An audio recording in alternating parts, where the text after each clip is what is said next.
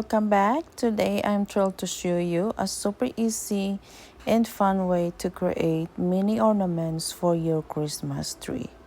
This pattern is a breeze and you can finish it in just 10 minutes. By the way, if you are new here, don't forget to subscribe and hit the notification bell so you won't miss any of my videos. Okay, let's talk about my stuff we need for this project. We'll be using a hook size each or 5 mm, a bead, a glue stick, scissor, a glue gun, twine, and a 5.5 centimeter of our ring. So this is exact 5.5. I have a selection of cotton twine colors that are perfect for this project, and you might already have some from gift wrapping. So let's get started. Today I'm excited to teach you how to create some adorable mini ornaments for your Christmas tree. To start, grab your ring, hook, and twine and make sure to use 2 strands this time. Leave about 6 to 8 inches, then begin working on the ring. First, pull the twine with your hook towards you. Then, pull the twine from behind and yarn over. Now, from the front, going to the back, grab the twine again towards you and make a slip stitch.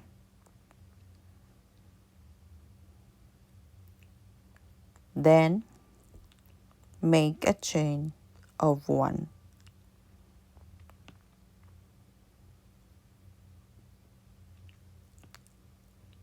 Now, let the thread or the excess yarn outside and repeat the process.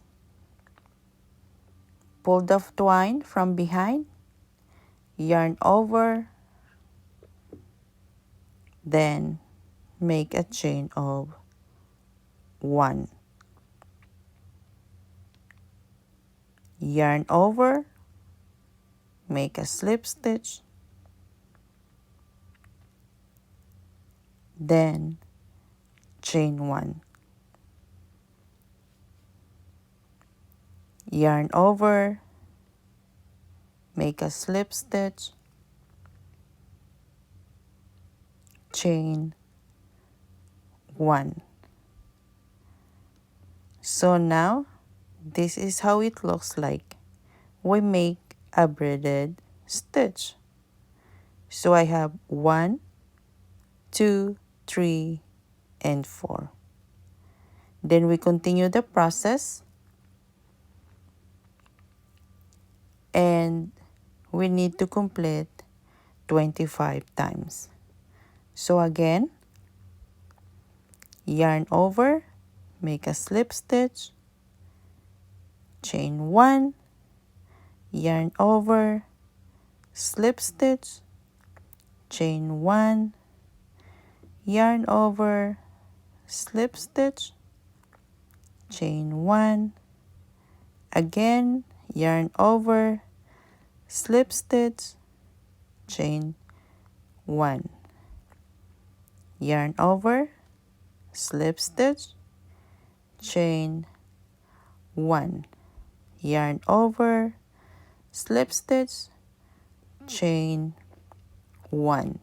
So we keep repeating this until we make 25 times. This project is simple and perfect for trying out new yarns or twines this season. So again, we're gonna repeat the process. Yarn over, slip stitch, chain 1.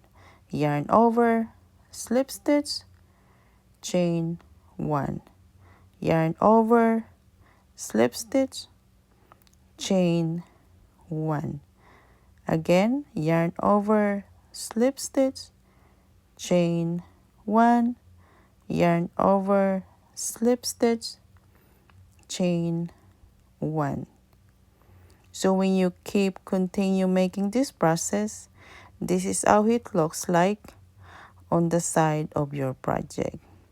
So in total here, I have only 17 braided stitch. So I need to continue this. So keep going, stop our video, and I wait you when we are done with our 25 braided stitch. Now I'm counting to make sure that I have 25 right here. And once we complete the 25, we need to cut the yarn here.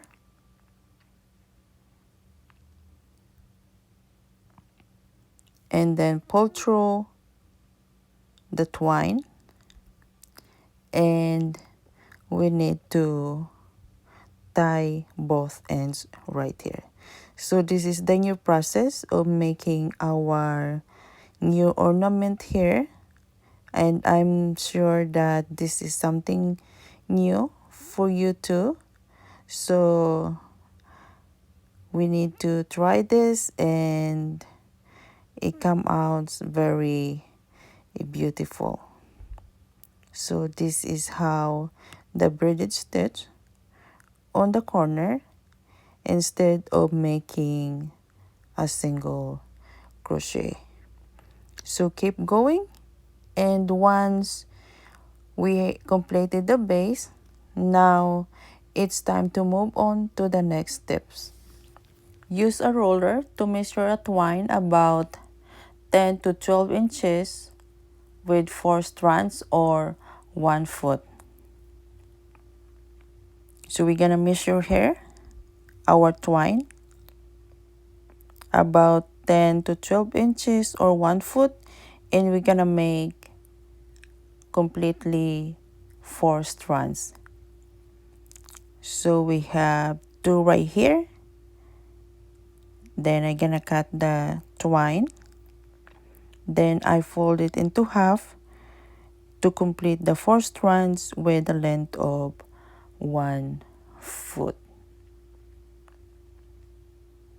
Then find the middle using both hands in equal lengths to make a perfect bow.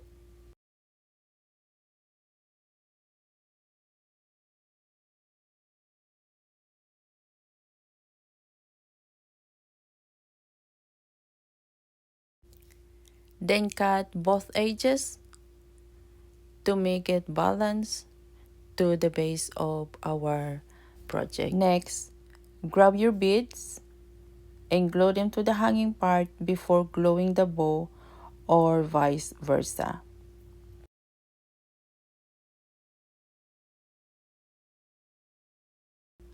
And your project is now complete. I hope you enjoyed this tutorial, and don't forget to subscribe to my channel for more videos and projects for Christmas decoration. Have a great day, everyone.